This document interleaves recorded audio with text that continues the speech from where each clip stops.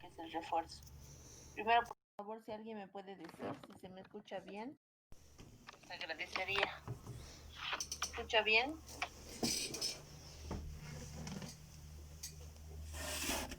Qué bien, ya. Entonces, ya entendemos lo que es la psicofisiología. No se olviden mencionar en su respuesta al examen la palabra relación, ¿sí? Debe haber esa palabra relación entre el conocimiento del funcionamiento del cuerpo humano y la psicología, ¿sí? O el comportamiento. Ya hemos visto cómo se divide el cuerpo humano, primero en sistemas o aparatos. A su vez, los sistemas o aparatos tienen órganos. Los órganos están compuestos de tejido y el tejido contiene a la célula, ¿ya? Reina, estás grabando, ¿no? ¿Cuáles son los sistemas y aparatos del cuerpo humano? Hemos visto que son 10. Y hemos visto que hay 3 partes esenciales en la célula. Por favor, no se olviden. ¿Cuáles son? Citoplasma, núcleo y membrana, ¿ya? Pueden nombrar citoplasma y organoides, no hay problema. Y bueno, tenemos aquí varios organoides que ya hemos dicho en la anterior clase cuáles son sus funciones. Si quieren profundizar, pueden revisar en internet o en el material que se ha mandado adjunto, ¿sí? A esta clase. Hemos visto con detenimiento lo que es la mitosis y la meiosis, ¿sí? Recuerdan que ¿qué es la mitosis y la meiosis? Son formas de reproducción celular. Lo que nos interesa es que las células se vayan reproduciendo para que el ser humano vaya creciendo o vaya desarrollando nuevos circuitos neuronales o vaya regenerando algún órgano que necesita regenerarse o vaya desarrollándose. Por ejemplo, en la adolescencia, cuando tenemos estos cambios secundarios sexuales, necesitamos desarrollar mamas, caderas, y por eso la reproducción celular es importante, ¿sí? Entonces, esta reproducción celular va a ser por 2 caminos, ya sea de mitosis o de meiosis. La mitosis tiene interfase, profase, metafase, anafase, telofase. La mitosis es la más corta, en cambio la meiosis es más larga, pero en ambas el protagonista son los centriolos que se duplican, van hacia los polos, forman un uso. Los usos son como esta jaulita y por dentro están los cromosomas. Los cromosomas se alinean en la línea del ecuador y gracias a los usos, que son como las cañas de pescar de los centriolos, se jalan estos usos, la mitad para arriba, la mitad para abajo, y se produce la citoquinesis, que es la división de la célula, como cuando partimos la sarnita, ¿sí? Lo mismo ocurre en la meiosis, pero ocurre 2 veces, por eso tenemos interfase 1, profase 1, metafase 1, anafase 1, telofase 1. Luego tenemos las 2, profase 1, metafase 2, anafase 2, telofase 2. ¿Cuál es la diferencia? Aquí en las últimas fases ocurre una mini meiosis, una mini mitosis, ¿sí? Pero ¿cuál es la diferencia? Que en esta primera parte, cuando se van a dividir las cromátidas en anafase, no se van a ir sueltitas, no se van a ir unitas. A ver, voy a dibujar. No se va a ir solo esta, sino se va a ir con su hermanita. ¿Ya? Entonces, este cromosoma se va a ir. Esa es la única diferencia, porque ocurre lo mismo. Los centriolos se duplican, se van a los polos, se arman un uso, los cromosomas se ponen al medio y se van hacia el norte o hacia el sur. Pero se van de 2 en 2. Y se divide. Hay 2 células hijas que dentro de sí mismas, otra vez los centriolos se duplican, se van a los polos, el cromosoma está por dentro y se dividen ya aquí sueltitos, como hemos visto en la mitosis, y se dividen en 4, ¿sí? Entonces, la única diferencia es que en la parte de la anafase 1 de la meiosis Las cromatinas, que son estas X, los cromosomas, van a ir de 2 en 2. Entonces tenemos dos formas de reproducción, ¿sí? La mitosis y la meiosis. Deben ustedes saber y conocer las fases de cada uno, ¿ya?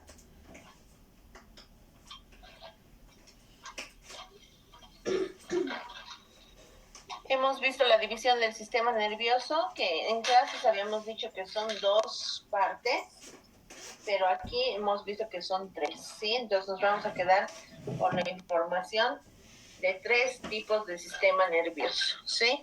Sistema nervioso central, sistema nervioso periférico, sistema nervioso autónomo. El sistema nervioso central está compuesto por el encéfalo y este a su vez tiene al cerebro, al cerebelo y al bulbo raquídeo. Y la médula espinal, que compone también al sistema nervioso central. La médula espinal es aquello que está por dentro de las vértebras, ¿sí? El sistema nervioso periférico son los nervios, y hemos visto que hay dos tipos de nervios: los nervios sensoriales y los nervios motores, ¿no? El sistema nervioso autónomo está compuesto por el sistema nervioso simpático y parasimpático, ¿ya?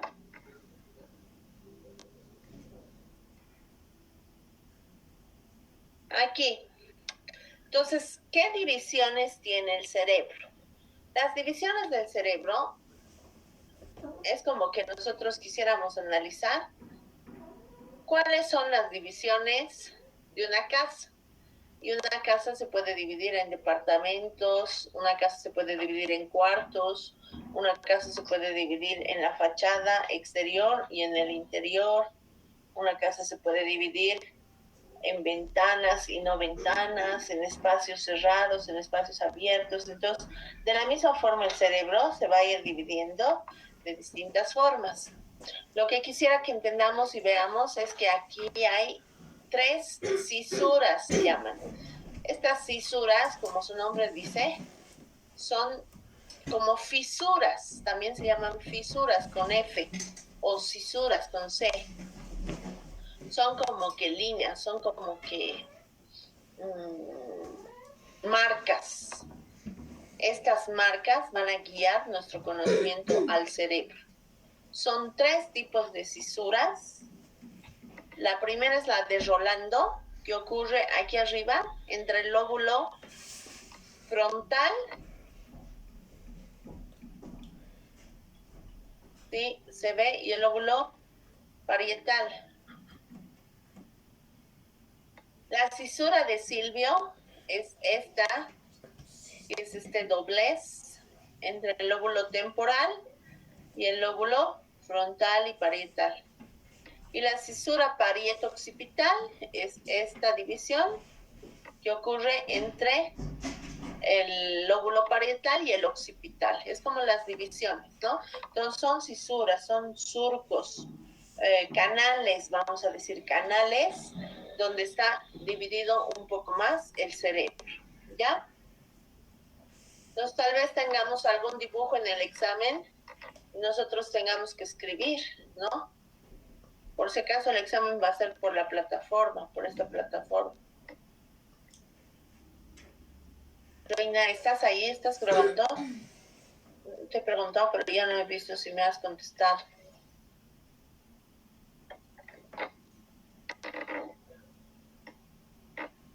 Hemos visto ya que el cerebro se divide en dos hemisferios, hemisferio derecho, hemisferio izquierdo, y por el centro tenemos el cuerpo calloso. Pero no está grabando la Reina, creo. Reina.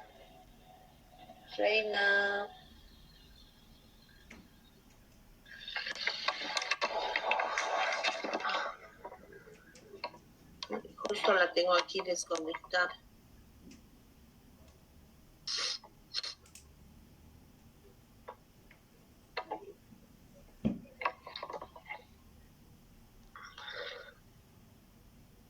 Reina, ¿estás ahí? ¿Estás grabando?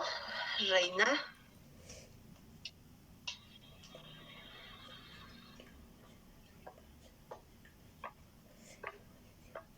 Ah, ya, gracias. Es que no contestabas, ya estábamos preocupados.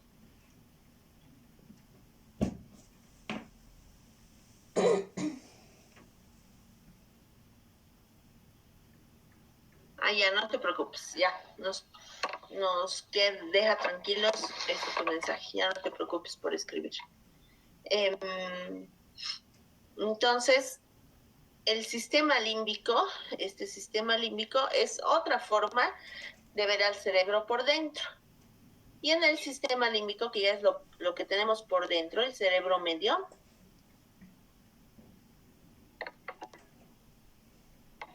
fíjense, esto donde yo voy a hacer una flechita, se llama neocórtex, ¿no ven? Todo este tejido, todo este cuerpo, esta carne, ¿sí? Es el neocórtex. Debajo del neocórtex tenemos el sistema límbico. Entonces podríamos dividir al cerebro en cerebro externo o superior y cerebro interno o inferior. Este se llama sistema límbico. ¿Por qué está compuesto el sistema límbico? Y aquí por fuera, que es este verdecito, tenemos a la circunvolución cingulada.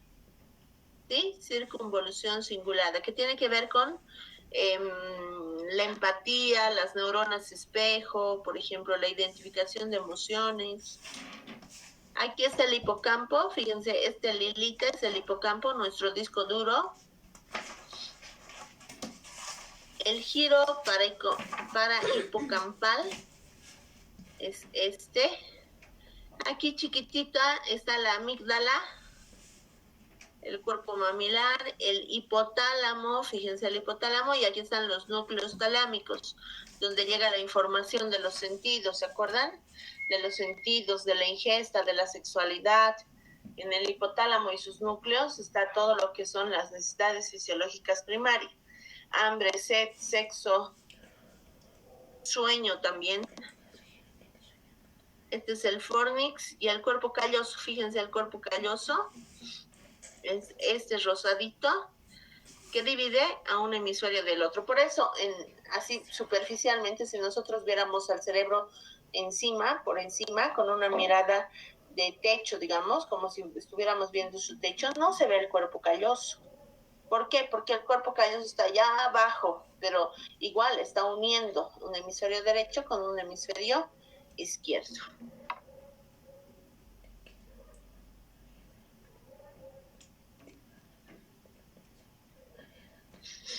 Aquí está más clarito.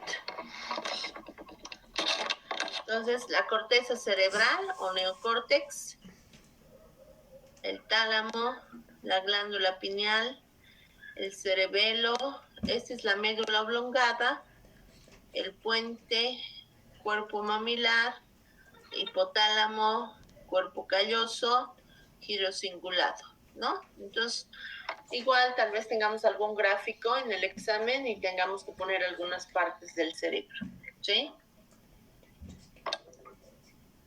Estas diapositivas igual las voy a dejar. Dejé las anteriores, pero mejor si revisan las de esta clase, porque las de esta clase está completa. Así que esta nomás tienen que revisar. Ya hemos revisado esta teoría de los tres cerebros, ¿no ven? Que hemos dicho que MacLean, juntamente con otros autores, plantean que el cerebro ha evolucionado. No sé si han revisado el videito que he dejado en la anterior plataforma sobre la evolución del cerebro, un video muy bonito sobre cómo evoluciona el cerebro. Vamos a ver ahorita esas imágenes, ¿sí? Entonces, en esa evolución del cerebro, MacLean plantea que se han ido desarrollando tres tipos de cerebro. El cerebro reptiliano, que reacciona por instinto, el cerebro límbico, que reacciona por emociones, y el cerebro neocórtex, que reacciona por pensamientos, ¿no? Entonces, pensar antes de actuar lo hace el neocórtex. Actuar por mi ira, por mi tristeza, por mi alegría, lo hace el cerebro límbico. Y el reptiliano actúa por instinto, como los animales.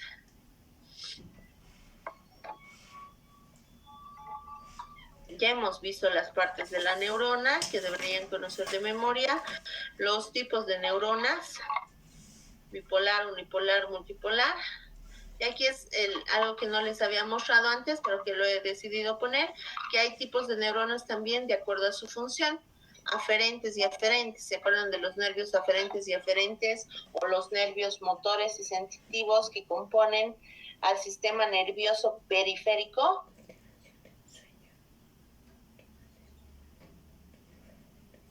Entonces, este nervio aferente es el que recibe, el que siente. Por eso aquí está la piel. La piel siente algo, ¿no? Tiene terminaciones nerviosas. Aquí la piel, el tacto, ¿se acuerdan? Sentidos del tacto. Recibe esta información, viaja hasta la médula espinal o al cerebro y sale. Aquí está la médula espinal, ¿no? El ejemplo de médula espinal. Sale como una respuesta el nervio eferente. Manéjense con efecto, ¿no? Este es el efecto eferente. Entonces envía una respuesta al músculo y el músculo decide moverse, no moverse, quedarse quieto, producir una respuesta, ¿ya? Entonces, los tipos de neuronas son unipolar, bipolar, multipolar por su forma, pero por su función son aferentes o eferentes, o si quieren llamarlo de otro modo, sensitivos o motores, ¿sí? Las neuronas por su función son sensitivas y motoras. Las sensitivas son las aferentes y las motoras son las eferentes. Pregunta de examen. Aquí está otra imagen con los tipos de neuronas. Una imagen más gráfica, ¿no? Se dice que viaja solo hasta la médula espinal y no al cerebro porque son respuestas automáticas.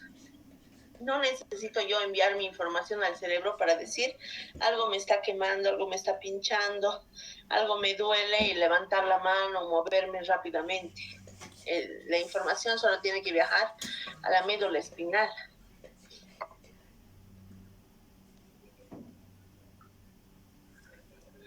Y aquí es algo importante que no habíamos visto, lo voy a ampliar. Las células de apoyo, o llamadas células glías, ¿no es cierto? ¿Qué son las células de apoyo? Entonces existen 3 células de apoyo: las microglías, los astrocitos y los oligodendrocitos. Las microglías son pequeñas, con prolongaciones largas y ramificaciones. Por su capacidad fagocitaria, protegen al sistema nervioso central de enfermedades infecciosas. Las microglías están encargadas de fagocitar. ¿Qué es fagocitar? Comerse la basura, ¿sí? Entonces son como un reciclador automático del sistema nervioso central. Se comen lo que puede producir infección al sistema nervioso central, ¿sí? Las microglías. Los astrocitos, se llaman astrocitos porque tienen forma estrellada, dice aquí, ¿no? Tienen forma estrellada y largas prolongaciones. Mantienen el microambiente del sistema nervioso central, comportándose como amortiguadores del entorno extracelular. Su citoplasma da soporte mecánico a las neuronas. Entonces, permite que estas neuronas no se choquen entre sí, las amortigua, como que las organiza para que no se confundan unas con otras, ni se conecten unas con otras equivocadamente, ¿ya? Entonces, los astrocitos. Y los oligodendrocitos tienen menos prolongaciones y son más cortas. Producen mielina para constituir las vainas de los axones de las neuronas del sistema nervioso central. En el sistema nervioso periférico son las células de Schwann las encargadas de este proceso. Entonces aquí en el sistema nervioso central, que es el cerebro y la médula espinal, los oligodendrocitos producen mielina para las neuronas. Es como que una distribuidora de mielina. Vendo mielina, dice el oligodendrocito. Esa es su manera de apoyar. En cambio, el astrocito es el varita. El astrocito es el varita que dice a la derecha, a la izquierda, no se choquen, cuidado el tránsito. Y las microglias son las comelonas, ¿ya? Las que van a comer, fagocitar toda la basura, lo que sea infeccioso para la neurona, ¿sí? ¿Se comprende? Si tienen cualquier duda o cuestionante, por favor, la hacen ya, no importa si interrumpen, no importa si ya pasó la diapositiva, estoy explicando otra cosa, ustedes pueden volver a preguntar. Ya hemos hablado del potencial de acción. No se olviden que nuestro potencial de acción es de menos 70 milivoltios, ¿sí?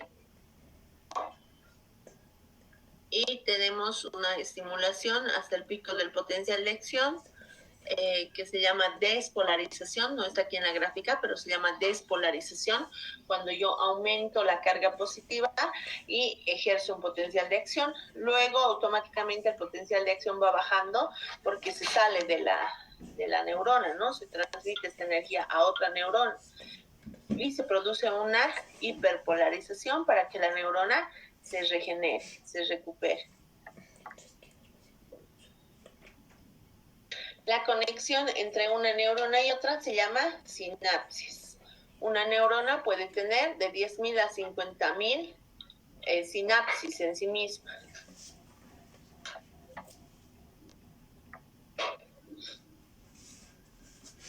Aquí podemos ver cómo se produce la sinapsis. ¿Qué pasa en la sinapsis? Es la comunicación entre neurona y neurona a través de la transmisión de neurotransmisores, ¿sí? De material químico o también material eléctrico. De ahí que tenemos dos tipos de sinapsis, sinapsis química y sinapsis eléctrica. En la sinapsis química, lo que se transporta, lo que se transmite de una neurona a la otra es química, sustancia química. ¿Y cuál es la sustancia química? Los neurotransmisores. En cambio, en una unión sináptica eléctrica, lo que tenemos son la transmisión de iones, ya sean estos cationes o aniones. Los iones, son también sustancias químicas, pero son ya particulares, ¿no? Van a ser el sodio, el potasio, el calcio, el magnesio, los minerales, etc. Entonces, dos tipos de sinapsis: sinapsis química y sinapsis eléctrica.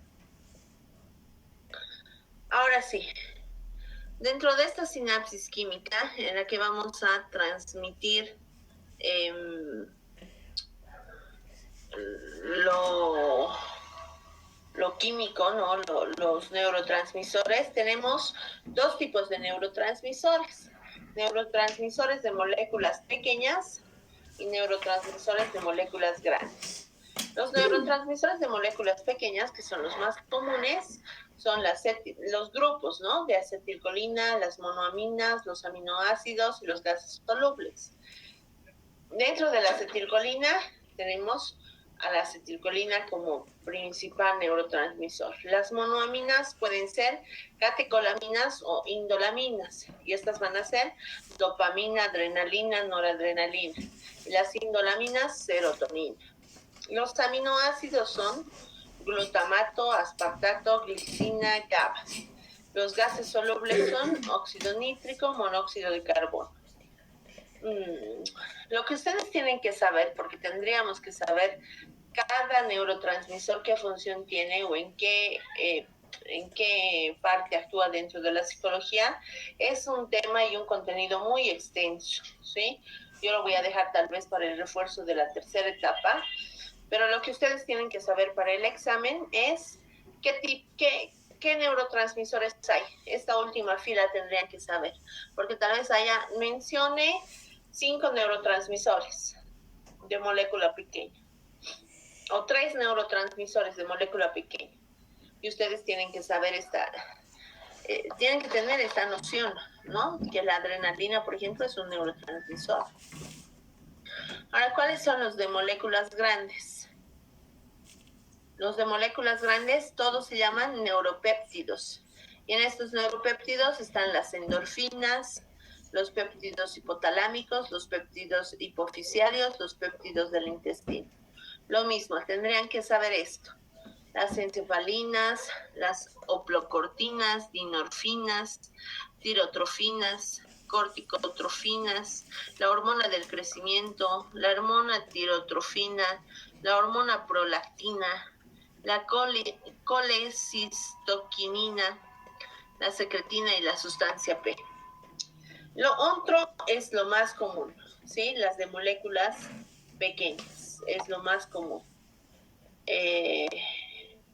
Pero estas otras actúan específicamente en alguna parte, ya sea en el crecimiento, por ejemplo, va a actuar la hormona del crecimiento. En la sexualidad o en la lactancia materna, por ejemplo, actúa la prolactina, ¿sí? Entonces, traten de ver a lo más común, ¿no? Al anterior cuadro para ver cómo actuamos. Tengo aquí un cuadrito, pero que ya les digo, lo he querido dejar nomás de lado porque es mucho lo que tendrían que memorizar y además que no le hemos dado énfasis a los neurotransmisores, ¿sí? Pero solo para que conozcan. La serotonina, por ejemplo, ¿en dónde está localizada? En varias regiones del sistema nervioso central y mayormente es inhibitorio, tiene que ver con el sueño, está envuelto en los estados de ánimos y las emociones, ¿no? La serotonina. La dopamina está en el encéfalo, en el sistema nervioso autónomo, y mayormente es inhibitorio, envuelto en emociones, ánimos, regulación del control motor. Uno más. A ver, el glutamato está en el sistema nervioso central y es un neurotransmisor excitatorio, el neurotransmisor excitatorio más abundante, 75% dentro del sistema nervioso central, ¿no? El glutamato, ¿sí?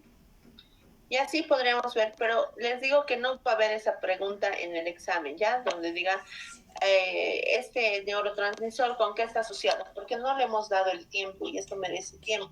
Pero sí va a haber preguntas como que diga, ¿qué neurotransmisores conoces? ¿Sí? O de esta lista señala los que son neurotransmisores y los que son inventos de la docente.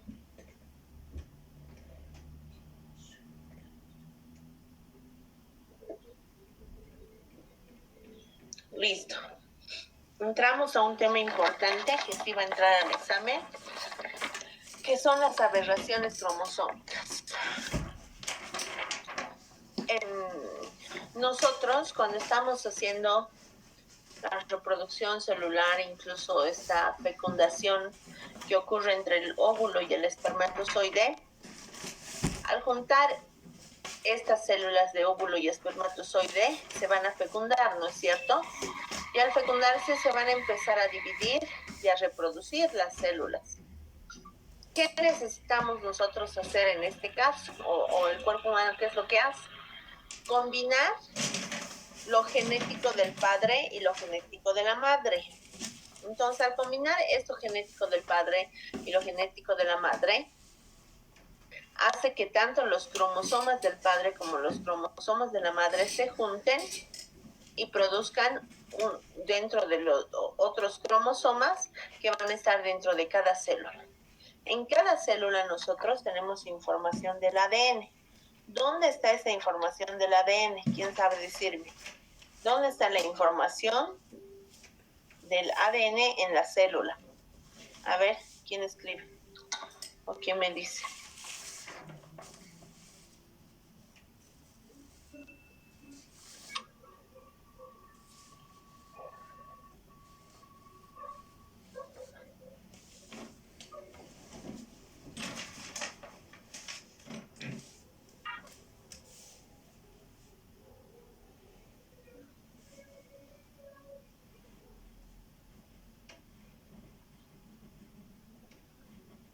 ¿Nucleolo o núcleo?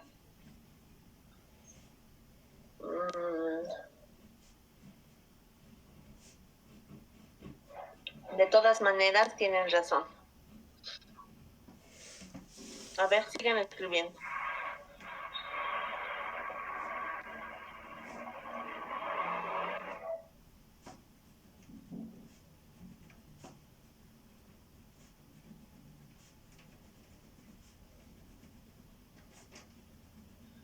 Sí, la información del ADN está dentro del núcleo.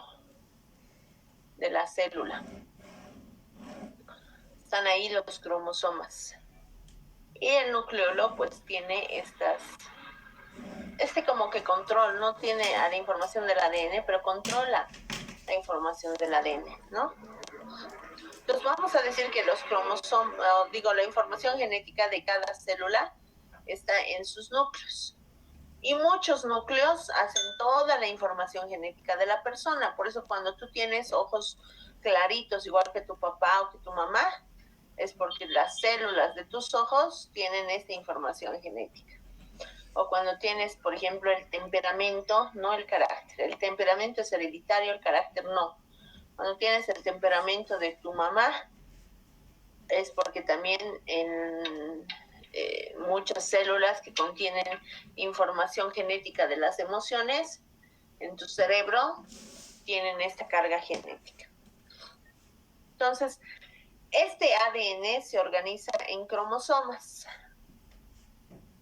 Los cromosomas, dice, de los organismos superiores son estructuras complejas, compuestas por ácido desoxirribonucleico, ADN, y ácido ribonucleico, RNA, y proteínas. Los cromosomas están compuestos por el ADN, ¿sí? ¿Y cuáles son los cromosomas? ¿Se acuerdan los cromosomas? Los que se dividían en cada división celular. Estos son los cromosomas. El número de cromosomas es fijo para todos los individuos de la misma especie, o sea, todos los seres humanos tienen la misma cantidad de cromosomas, vivan en la China, en Japón, en Brasil, sean niños, grandes, viejos.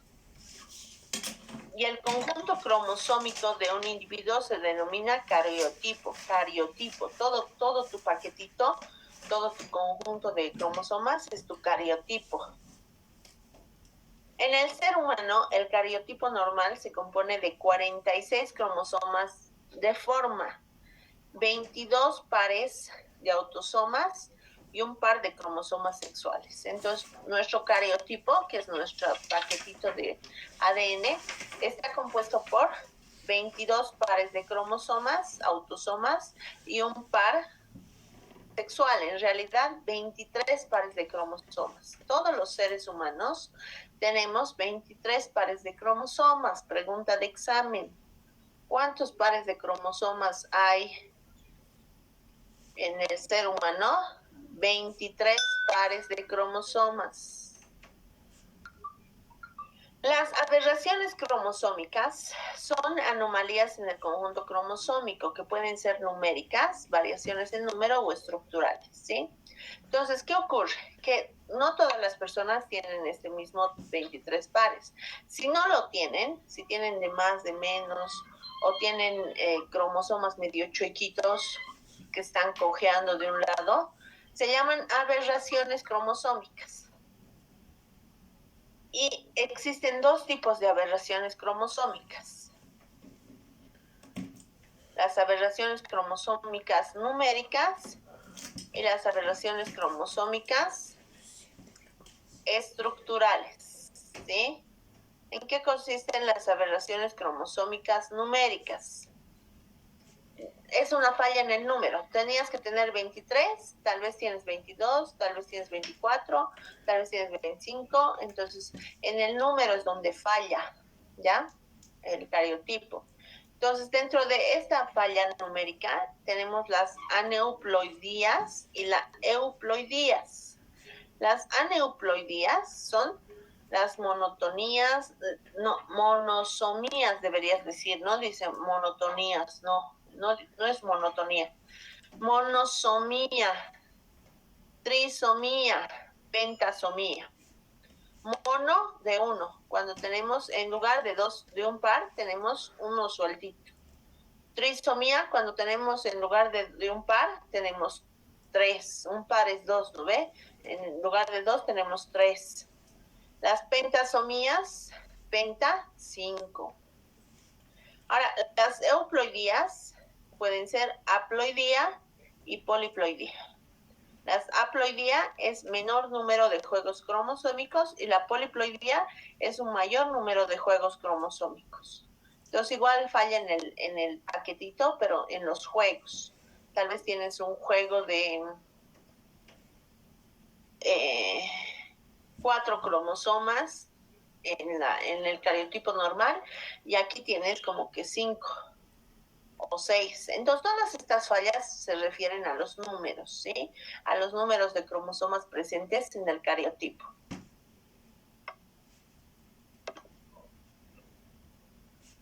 Por ejemplo, estas son las aneuploidías, ¿no? Entonces aquí tenemos a los padres, a la madre con sus cromosomas, al padre con sus cromosomas.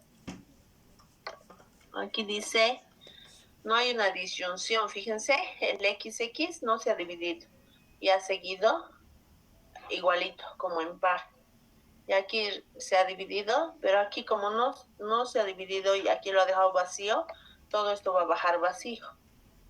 En cambio, en el padre se divide uno para aquí, y aquí igual no ha habido disyunción y se ha quedado los dos. En cambio, aquí sí ha habido una buena división, se ha ido uno para un lado, uno para el otro. Entonces, por ejemplo, ¿qué pasa cuando hay 2 más 2 son 4, tetrasomía? 2 o 1 más 2, 3, trisomía. 1 más 1 es el normal. Lo normal, lo que tendría que ocurrir es siempre que baje uno de la madre y que baje uno del padre. Aquí hay 4, ¿no es cierto? Miren, 1, 2, 3, 4 palitos rojos. Y aquí hay 4 esferas. 1, 2, 3, 4. En cada esfera debería de haber un rojito, un palito. Pero no ha ocurrido eso porque la división en el cromosoma de la madre se ha equivocado, algo ha fallado. Habían 4, aquí tenían que venir 2 y aquí tenían que venir 2. De esos 2, aquí 1 y aquí 1. De estos 2, aquí 1 y aquí 1, y ahí estaba bien. ¿Qué ha pasado con el padre? Igual ha habido una falla. Habían 4, se ha dividido 1, hasta ahí estaba todo bien. Aquí ha bajado 1, 1, sigue bien. Aquí 2. No ha habido disyunción, como si se hubiera duplicado. Aquí 2 y aquí 2. Tenía que haber 1, 1. Entonces, ¿qué es lo normal? Lo normal es tener 1 y 1, uno de la madre, uno del padre, 2. ¿Qué es la monosomía? Cuando tenemos uno de la madre y uno del padre, pero aquí no resulta eso y se sigue manteniendo unito. O la nulisomía, donde no hay ninguna información genética. Nulo, nulo, 0. ¿Ya? Entonces, al dividirse las células, óvulo y espermatozoide, mientras se están fecundando, los cromosomas tienen que corresponderse y dividirse en la misma cantidad que queremos. Cuando no son en la misma cantidad que se solicita o que se quiere para el ser humano, se llaman aberraciones cromosómicas. Y en este caso, aneuploidías. Ahora, ¿cuáles son las aberraciones cromosómicas estructurales? Pueden ser anillaciones, inversiones, translocaciones, deleciones, duplicaciones, inserciones. Por favor, pongan atención a esto de los tipos de aberraciones estructurales, porque les voy a explicar uno por uno.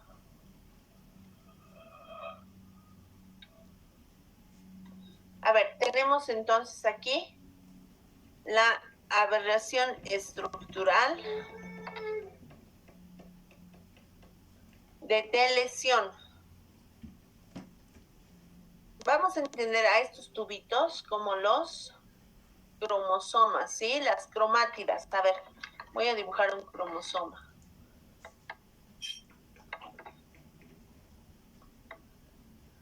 Este es un cromosoma. Esa unión es la cromátida.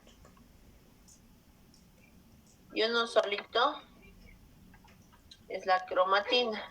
Otro, cromatina. Estos palitos van a hacer de cuenta que son la cromatina, ¿ya? Entonces, ¿qué pasa cuando hay una deleción? Esta, digamos, va a ser del padre y esta va a ser de la madre. En la del padre se anula, zona de lesión.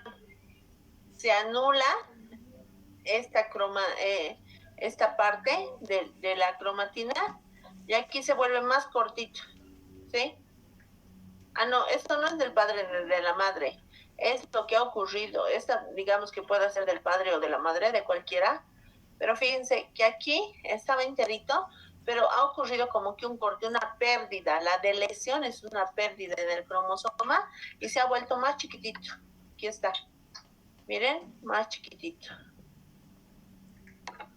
Esto, cuando se vuelve más chiquitito por una pérdida del cromosoma, se llama deleción.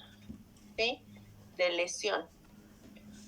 ¿Qué ocurre en otro caso? En el caso de la duplicación. Tenemos aquí, duplicación. Tenemos una parte del cromosoma que se duplica y se vuelve otro igualito. Y no porque se duplique, le han yapado al cromosoma. No.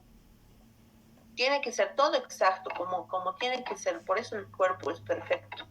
Cuando se duplica, ocurre que la cromatina se vuelve más grande, más larga, y es otra falla estructural. ¿Sí? Entonces, esa duplicación es otro tipo de aberración cromosómica estructural. En este otro ejemplo tenemos la inversión. Estas divisiones que tienen estos palitos, estos tubitos, no es casual, ya no es diseño gráfico del que ha hecho la imagen. Así se divide. Las cromatinas se dividen como en códigos, ¿sí? Fíjense, este código, el Q1123, tiene una parte negrita, grande, y otra parte delgadita, chiquitita. Pero ¿qué ha pasado? Aquí se ha invertido. La parte chiquitita, negrita, ha venido aquí, arriba, cuando en el otro lado estaba abajo. Fíjense, esta es esta. Entonces se ha invertido la información que teníamos nosotros en el Q1123 que estaba encima. Ahora aquí está abajo. Se invierte. Tampoco se debe invertir. ¿Se dan cuenta cuán perfecto es el ser humano? En una minúscula parte de la reproducción tiene que estar todo en el mismo tamaño, en el mismo lugar. Vamos a seguir viendo. Las anillaciones. ¿Qué son las anillaciones? Cuando la cromatina, aquí está la cromatina, como que atrae este pico con el otro pico, este extremo, con el otro extremo, se vuelven pegajosos y se hacen un anillo. Se unen entre sí. Se une y se cierra, y eso tampoco es posible. O sea, es posible, pero no es lo ideal. Aquí tenemos la inserción. Cuando la cromatina está como tiene que estar, pero de pronto, tal vez porque se ha partido algún otro cromosoma o hay alguna información extra, se inserta, aquí está la inserción, dentro de la cromatina.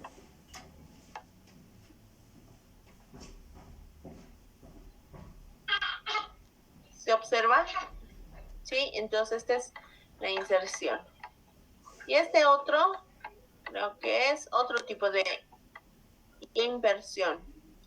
Por ejemplo, estos códigos, ¿no? A, B, C, D, E, F, G, H, I. Y aquí, A, B, C, D, H, G, F, E, I. ¿Se dan cuenta? Se ha invertido la información. De un lado del cromosoma está todo en orden, pero este lado del cromosoma está todo invertido.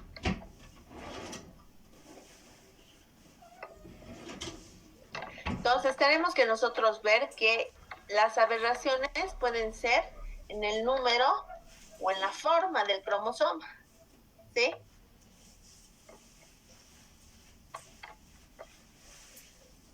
Aquí tenemos la translocación. ¿Qué es la translocación? Cuando nosotros quitamos un pedazo y lo ponemos en otra localización, lo translocamos. Lo ponemos arriba, abajo, y ocurre la translocación.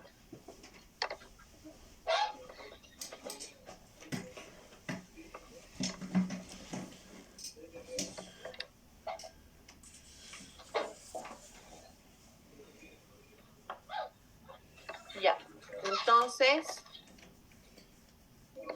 esta translocación es otro tipo de aberración. ¿Se entiende esto de, a ver, en el examen yo no les voy a decir, haga la simulación de un cromosoma y translóquelo en el punto P4038 por el punto P5039? No. Les voy a preguntar qué tipos de aberraciones cromosómicas hay. Ustedes me responderán, 2, licenciada, numerales y estructurales. Listo, muy bien, estudiante, voy a decir, aprobado en esta pregunta. Ahora, puede ser que les pregunte las aberraciones por translocación, por deleción, por inversión, estas.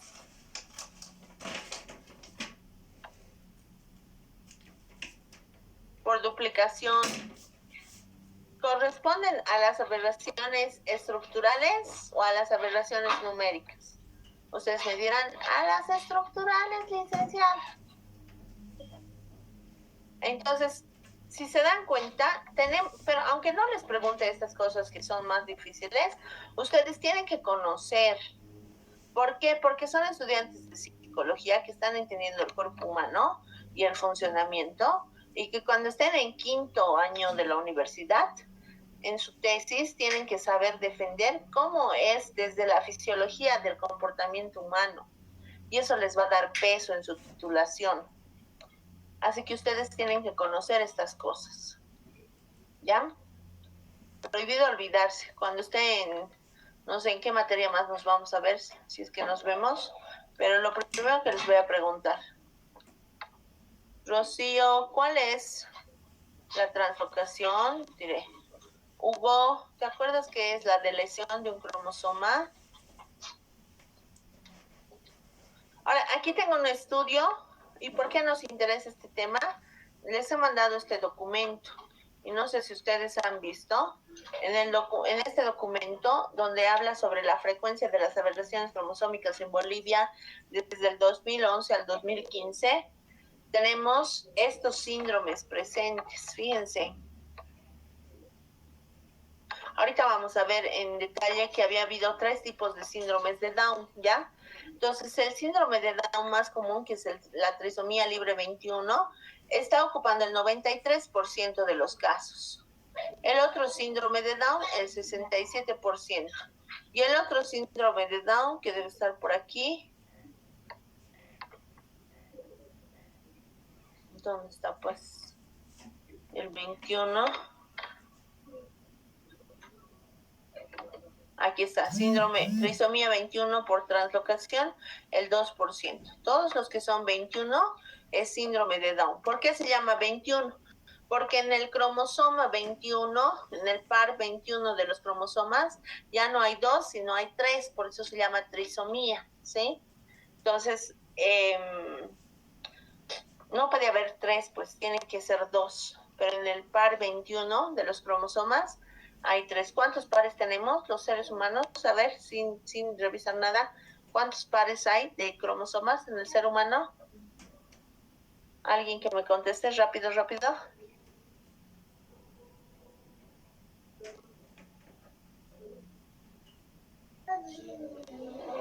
¿Nadie?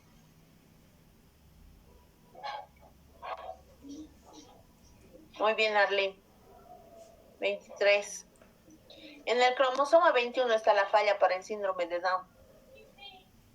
Fíjense que es el más común. Ahora veremos cuáles más hay. A ver, el 68% total de aberraciones numéricas, no. 61%, monosomía 45%.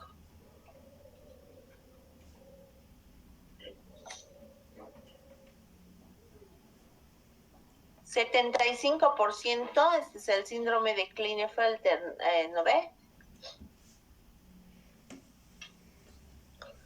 Ya, eso solamente para que sepamos.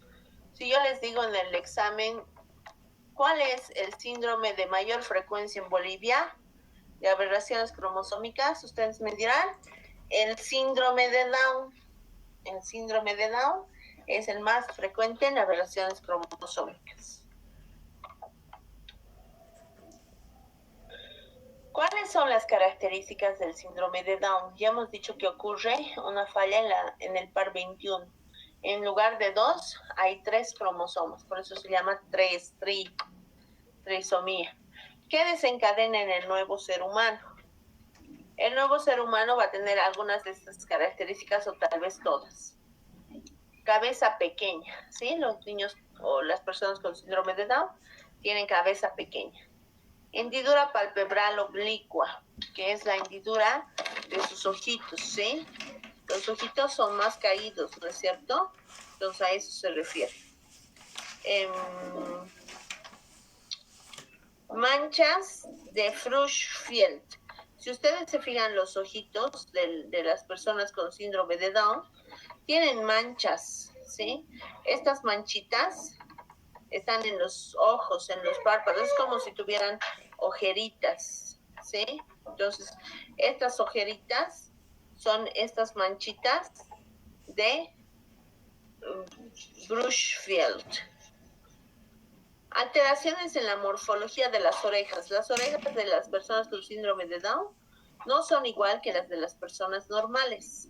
Sus orejitas son o más chiquititas o no tienen la hendidura del pabellón que tenemos todos, ¿sí? La nariz en silla de montar.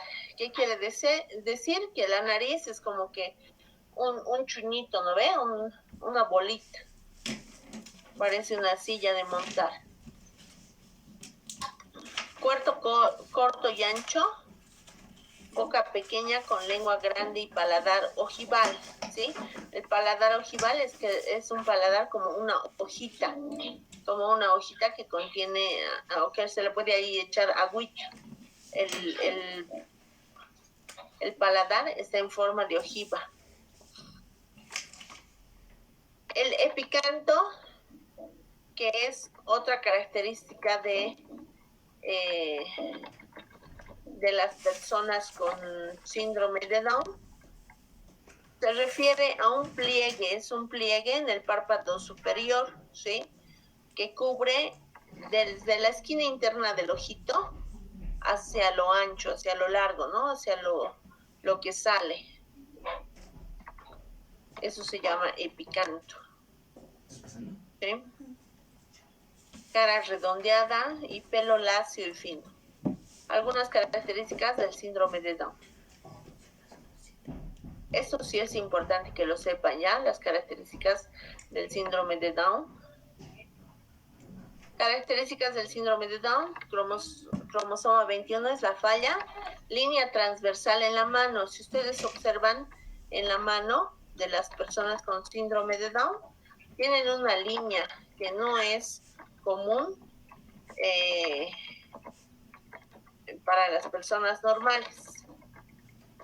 ¿Sí? Entonces, esta línea transversal es como una nueva rayita. No es esa rayita de la vida, es una rayita como una línea por debajo de los dedos. El picanto que ya hemos hablado, ¿sí?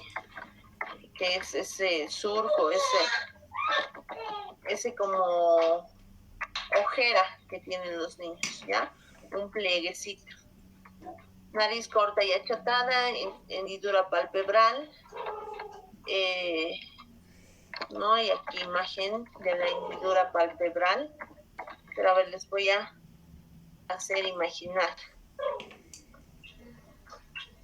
La hendidura palpebral es la caída de los ojos, como que los ojos se muestran risueños, los ojos están como que cansados. Cuando hay ojos cansados, existe hendidura palpebral. Cara en luna llena, que es redondita, ¿no? Retraso psicomotor y cierto retraso mental, ¿ya? Entonces eso es también lo que caracteriza a las personas con síndrome de Down, retraso psicomotor y retraso mental, incluso en el lenguaje, ¿no? La comunicación no es fluida en los niños y personas con síndrome de Down.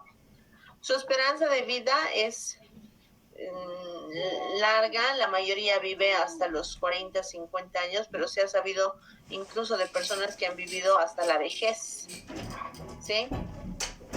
Ahora, los tipos de síndrome de Down son 3. Ocurren por una trisomía homogénea, por una translocación o por un mosaicismo. ¿Cuál es la trisomía homogénea? Es la más común. Afecta a todas las células del organismo y el error se produce antes de la fertilización, en el desarrollo del óvulo, del espermatozoide o en la primera división. Igual en la translocación ocurre en la formación del espermatozoide o del óvulo o de la primera división. Y es menos frecuente. Se produce cuando todo o parte de un cromosoma se une a todo o parte de otro cromosoma. Por eso se llama translocación. Y otro tipo de trisomía 21 es el mosaicismo. Es un error de distribución celular y ocurre en la segunda o tercera división celular. Se deduce que cuando más tardía es la distribución anómala de cromosomas, menos células, trisomías tendrá el organismo. Lo que ustedes necesitan saber es que hay 3 tipos de síndromes de Down. El más grave y el más común es la trisomía homogénea. Luego le sigue en frecuencia la translocación. Y la más rara es el mosaicismo. Y es la más leve también, la que no tiene tantas afectaciones.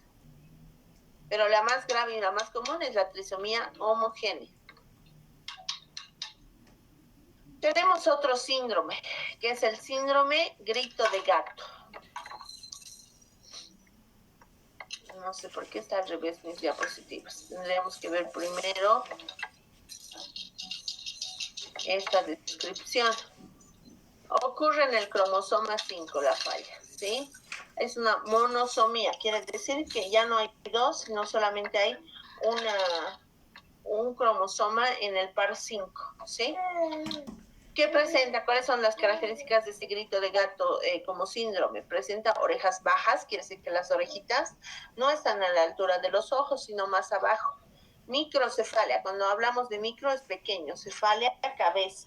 La cabeza es más pequeñita.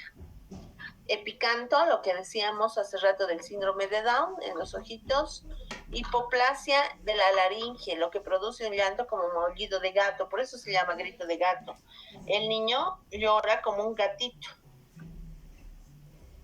o el bebé. Vamos a ver algunas características, ¿ya? Del síndrome Chidrukat, también se llama, ¿sí? En inglés. Chidrukat. Labio leporino, muchas personas pueden tener labio leporino que tienen síndrome de gato. Paladar hendido, el paladar está como que no tienen esa hendidura que ayuda también a la deglución y al lenguaje, ¿no es cierto? Y es como que hay un hueco en el paladar, ¿sí? El paladar ustedes ven con un espejito y es un paladar que está hundido, que hay un hueco ahí, ¿sí? Hipotelorismo, que es la disminución de la separación de los ojos. Ustedes ven este ojo, el ojo derecho con el ojo izquierdo tiene una separación. Cuando esta separación es más chiquitito se llama hipotelorismo. Exoftalmos, protrusión del glóbulo ocular. ¿Qué significa los exoftalmos? Que los ojos están como que se van a salir. bueno, no sé, pero es un buen ejemplo. ¿Se acuerdan del anterior ministro de gobierno que sus ojitos se le salían? Ese es exoftalmos, ¿sí? Exoftalmos. Entonces,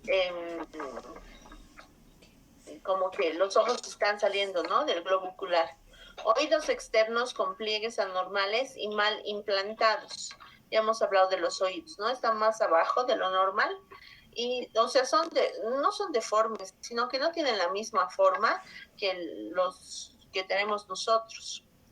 Hay maullido de gato, diformismo craniofacial, ¿ya? Entonces, el cráneo, la carita, no tienen una buena forma, se produce una microcefalia y hay una asimetría, un lado puede ser más grande que el otro.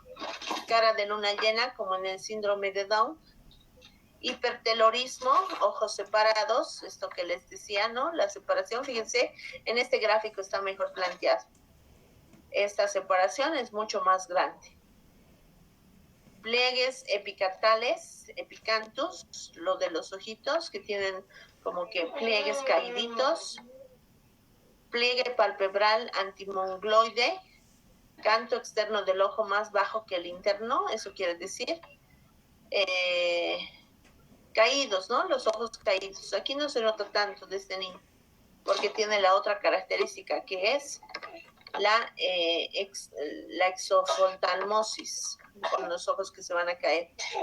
Oreja displásica, mal formada, baja implantación. Excrescencia cutánea delante de la oreja. Delante de la oreja hay como una bolita, como una carnecita, una carnosidad que está delante de la oreja. Esa es excrescencia cutánea. Puente nasal ancho. Este puente, ¿no? Más abajo, entre ceja y ceja, más abajo, ¿sí? Por encima de la nariz. Micrognatía, mandíbula pequeña. La mandíbula es más chiquitita. Aquí está otra personita, raíz nasal prominente, paladar en forma de bóveda o ojival.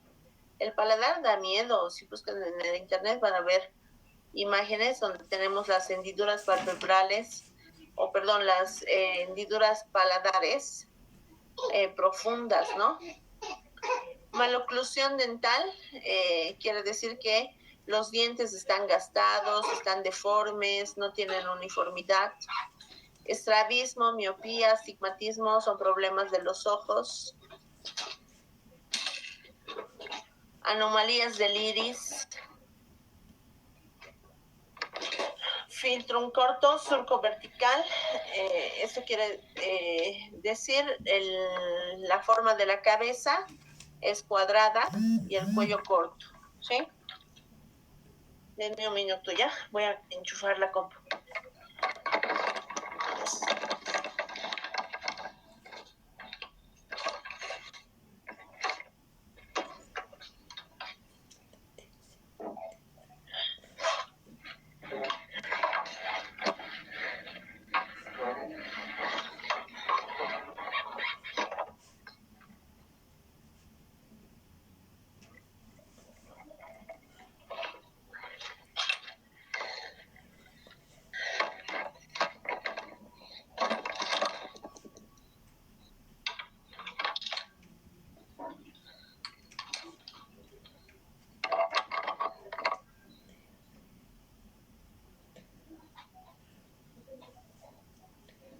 Ya, están ahí, ¿no?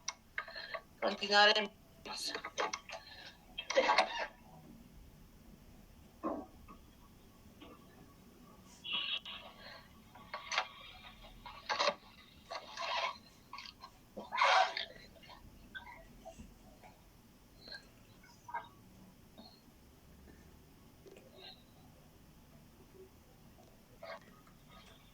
Este es el síndrome de Patau, que debe su nombre a su descubridor.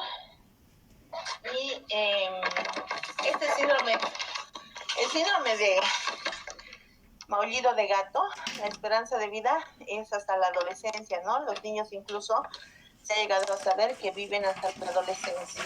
En cambio, este síndrome de Down no. Es una aberración muy grave que ya no tiene esperanza de vida, ¿sí? Máximo un mes será que el bebé vive. Se ha sabido que hasta 5 meses ha llegado a vivir, ¿ya? La falla está en el cromosoma 13 y es una trisomía, ¿sí? Es denominada síndrome de Patau y la esperanza de vida es mínima. Presenta un labio leporino bilateral, polidactia. ¿Qué es la polidactia? Es cuando tenemos varios deditos en la mano, puede ser, raras veces en el pie, la mayoría en la mano, ulceraciones del cuero cabelludo. El cuero cabelludo está como que dañado, como con sangre, heridas, ¿sí? Retraso psicomotor, orejas bajas y malformaciones cardíacas y digestivas. Eso es lo que produce la muerte de los niños, ¿no? Estas malformaciones cardíacas. El corazón no puede tener sintonía, le falta a veces alguna arteria, arritmias, soplos.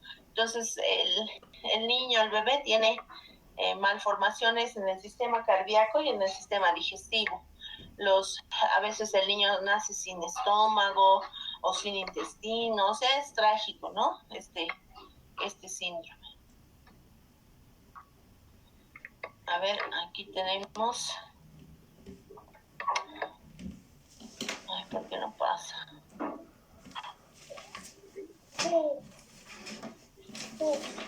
Aquí está. Ay, no se ve bien.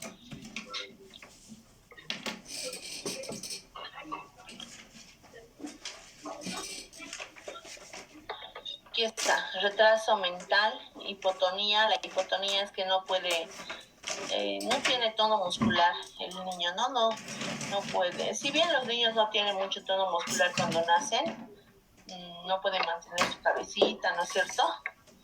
Pero ni siquiera puedes tener este estímulo de prensión como cuando el bebé te aprieta tu dedito, ¿no es cierto? No tiene.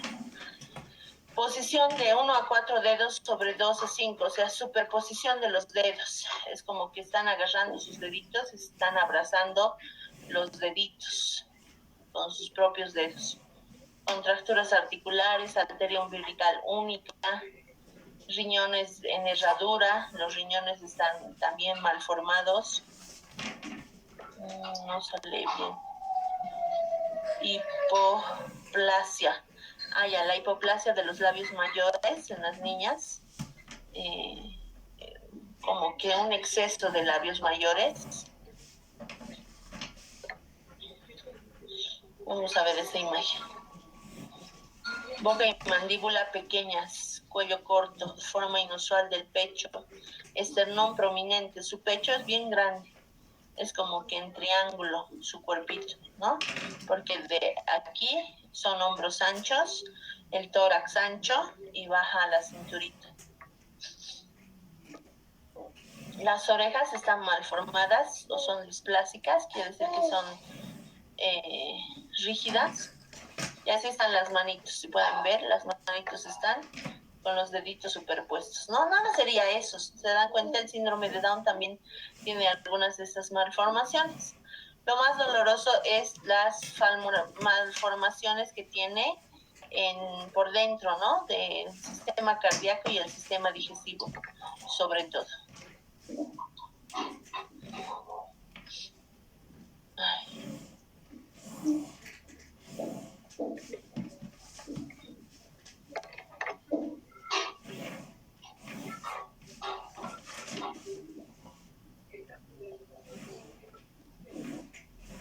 Esperen, no pasa mi diapositiva.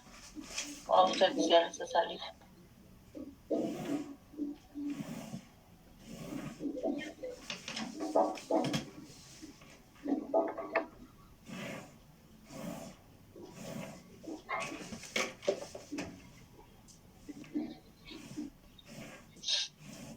Esperen un minuto, no pasa la diapositiva.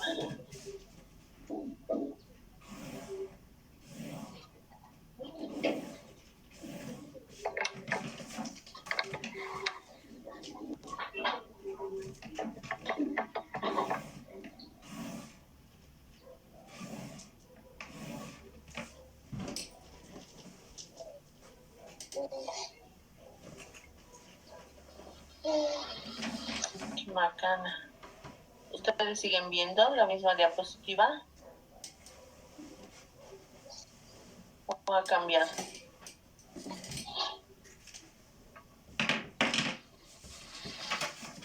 ¿Están ahí?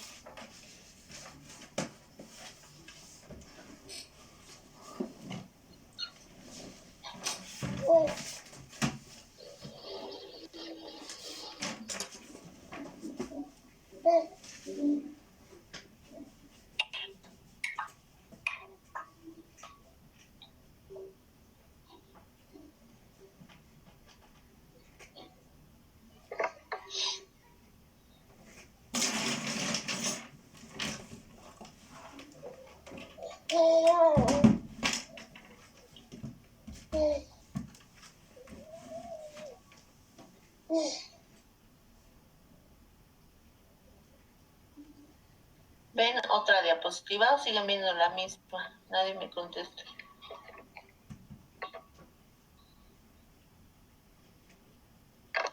No.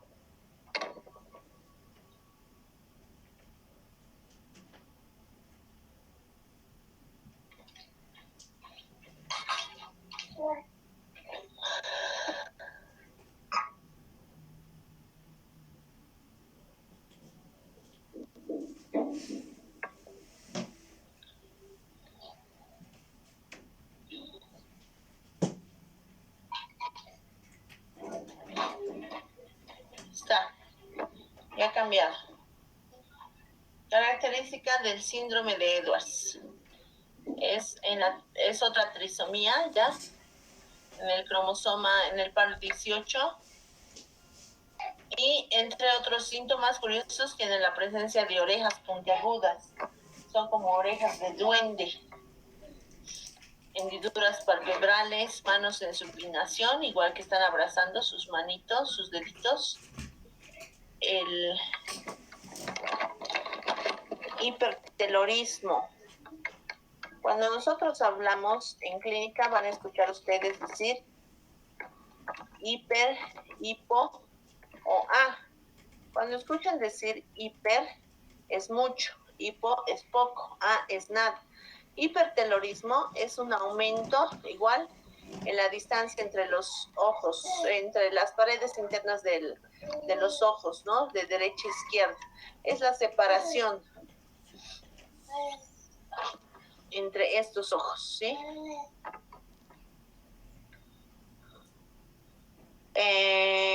Epicanto, la caída de los ojos, ¿sí? La caída de los ojos, ese pliegue que tenemos nosotros, que no está caído, pero que en los niños con este síndrome, con el síndrome de Down, con el síndrome de maullido de gato, es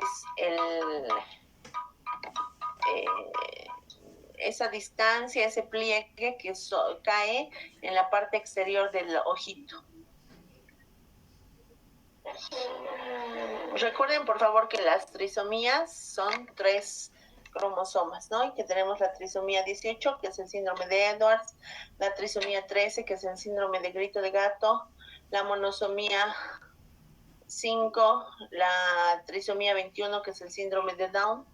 Y aquí tenemos otros síndromes característicos de los cromosomas sexuales. Aquí el error está en el cromosoma sexual, en el par 23, es decir, y tenemos 2 casos.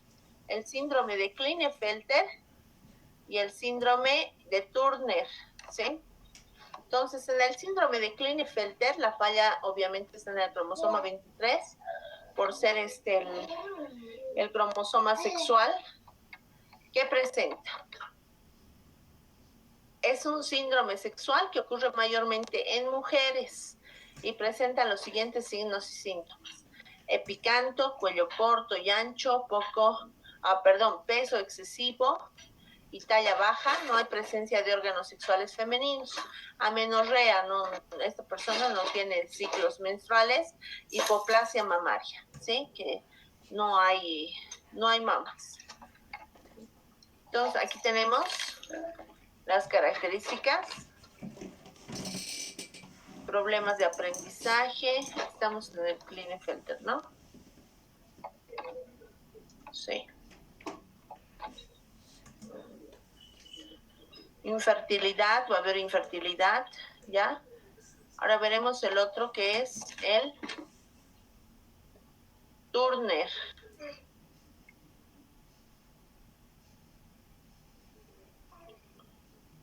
Ocurre en hombres y se produce un infantilismo sexual, hábitos femeninos, talla alta, presencia de esterilidad, hiperlaxitud ligamentaria, inmadurez de genitales.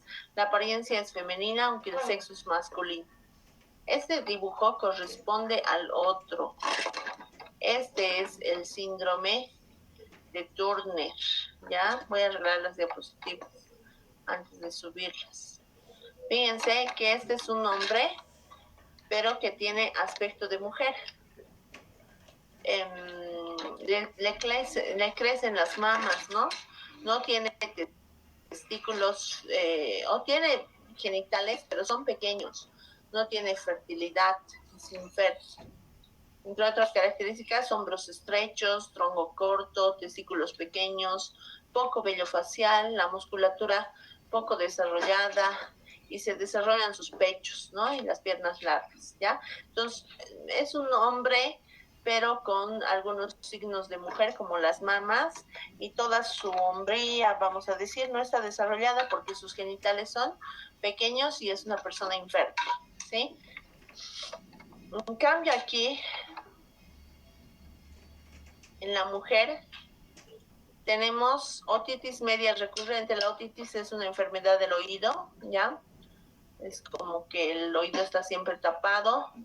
Implantación baja de los pabellones auriculares, las orejas igual están abajo, cuello corto y alado. La mujer tiene alto peso, es gordita, ¿sí? Y es de talla baja. Hay una falla igual en los genitales, falla ovárica. Hipertelorismo mamario. Quiere decir que las mamas no se desarrollan. Coartación de la aorta. Linfedema de manos y pies, que le crecen vello. Tórax ancho, infertilidad. A veces tiene abundantes lunares. Igual las orejas bajas, el cuello corto y ancho. Problemas cardíacos. Manos y pies hinchados. Entonces es igual una mujer que no tiene las características sexuales secundarias, ¿no? Como el crecimiento de las mamas, es una persona infértil, es gordita y de talla baja, ¿sí? Esto está cambiando, lo voy a cambiar en las presentaciones oficiales, por favor. Eso en cuanto a aberraciones. No sé si tienen alguna duda, por favor pregunten. Y ya para terminar, voy a explicar estas dos diapositivas, ¿sí? ¿Cómo fue la evolución del cerebro? Cuando el ser humano o la teoría de la evolución nos dice que somos y venimos de los monos, ¿no? De los simios, entendemos que la capacidad cerebral no ha sido la misma.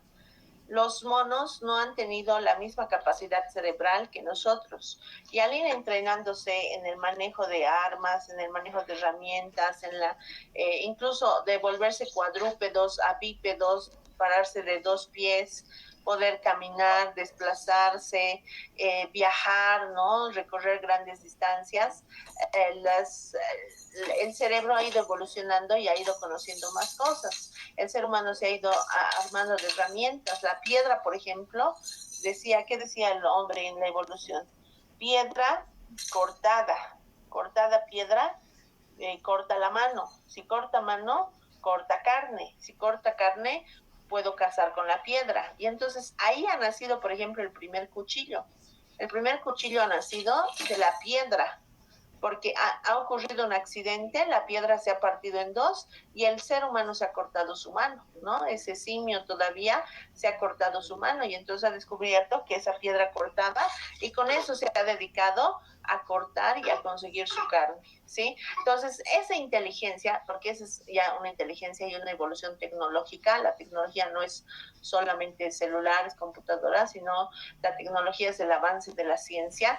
Entonces, ese avance científico que ha tenido este Homo sapiens, o Homo habilis, o Homo erectus, han ido desarrollando su cerebro. ¿Y cómo vemos el desarrollo de su cerebro?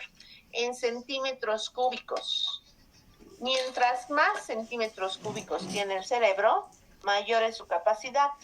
¿Cuál es la medida de centímetros cúbicos de nuestro cerebro actualmente? Y aquí tenemos la imagen. El ser humano tiene, fíjense, una capacidad craneal de 1500 centímetros cúbicos. ¿Cuándo tenía el Australopithecus? Que el Sahelanthropus es un mono que no sabía nada, pero el Australopithecus ya empieza a hacer cosas de habilidad, armamento, ¿no?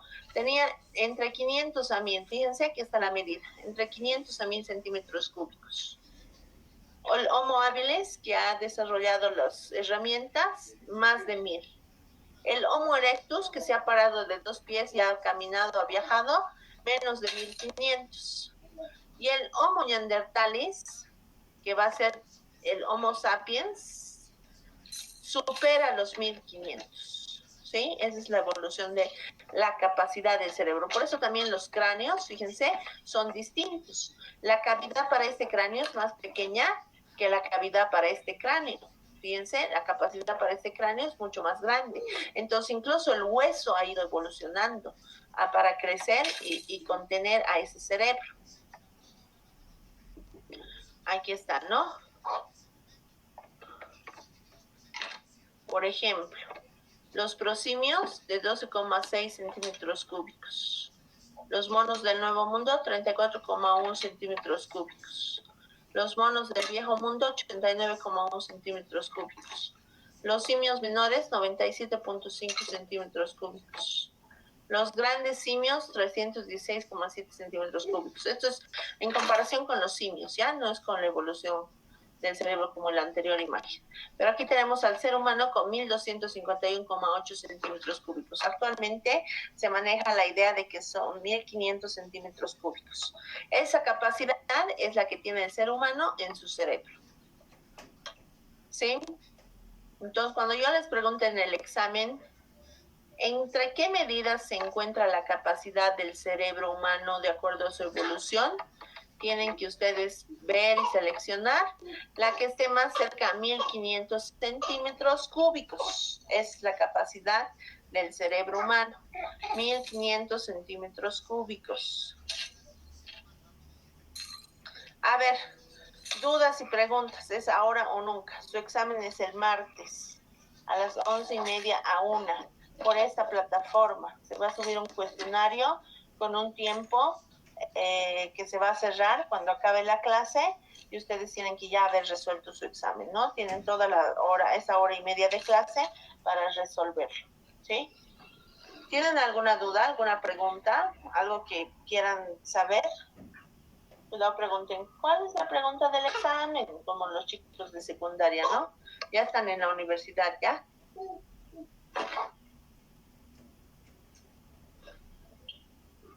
Vamos, despierten, despierten.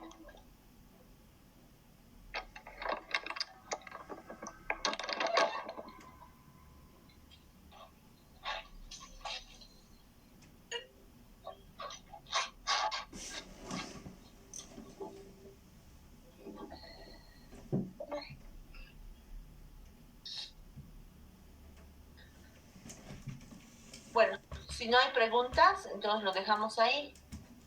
Creo que no están todos, incluso, ¿no? Veo poca gente. A ver, en las listas somos 36. ¿Y aquí cuántos hay? 1, 2, 3, 4, 5, 6, 7, 8. 8 fieles estudiantes. Y 2 que están entre que entran y salen. Por favor, Reina, ahora sí que te tienen que pagar salteña, pizza a tu casa, delivery el fin de semana. porque el video que vas a proporcionar en el grupo es un tesoro, ¿no? Para aquellos que quieren estudiar y también dar un buen examen. Así que, no sé, tienes que cobrar. Ya, Reina, por mi parte, siempre te voy a considerar como una alumna no solamente preocupada por su interés académico, sino solidaria con sus compañeros. Y esto cuenta mucho para mí.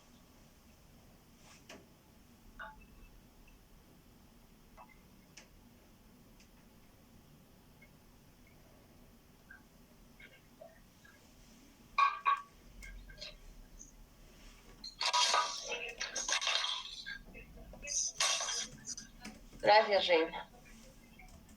Ya, si no hay más preguntas, lo dejamos ahí, muchachos. Vayan a estudiar mucho, por favor. Y voy a decir que vean los videos que ahora va a subir Reina este segundo. Voy a dejar ese mensaje en el grupo, ¿ya? Así que vayan y estudien, ¿ya? Por favor, estudien las neuronas, partes de las neuronas, división de las neuronas, división del cerebro, qué partes tiene el cerebro, cuáles son las aberraciones cromosómicas y sobre todo en qué par está, ¿sí? En qué par está la aberración. El síndrome de Down, qué par es de cromosoma, ¿sí? Afectado. Estudien, por favor, los neurotransmisores, solamente como nombres, ¿no? ¿Cuáles son? ¿Cuáles serían estos neurotransmisores? Estudien la célula, cuáles son las partes de la célula esenciales, algunos organoides igual, estudien de qué se trata, cuáles son sus funciones. La sinapsis, qué tipos de sinapsis hay, qué es una sinapsis, y eso por ahora, ¿sí? Ya en la segunda etapa tenemos lo otro que son los sentidos y las otras conductas, ¿ya? Por ahora eso. Hay esto de la teoría de los 3 cerebros y la capacidad volumétrica, ¿no? Que tiene el cerebro, ¿sí? Un abrazo, que estén bien, buen fin de semana.